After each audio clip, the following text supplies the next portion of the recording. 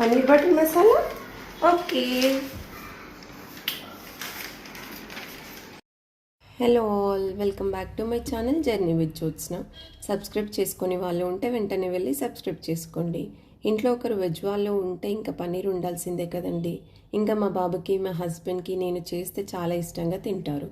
First గ్రేవీకి onions, tomato, కాజు, కొంచెం పసుపు, అందులోనే వాటర్ యాడ్ చేసి ఒక 10 మినిట్స్ బాయిల్ చేసి పేస్ట్లా చేసుకోవాలి. కడాయిలో ఆయిల్ వేసి అందులో కొద్దిగా బటర్, పసుపు, కారం, జింజర్ గార్లిక్ వేసి ఫ్రై చేయాలి.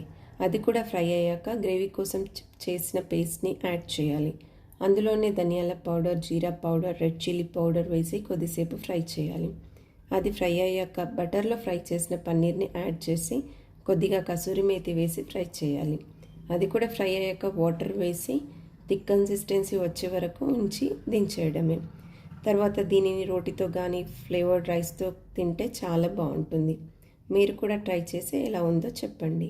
Thank you for watching and don't forget to subscribe my channel. Thank you.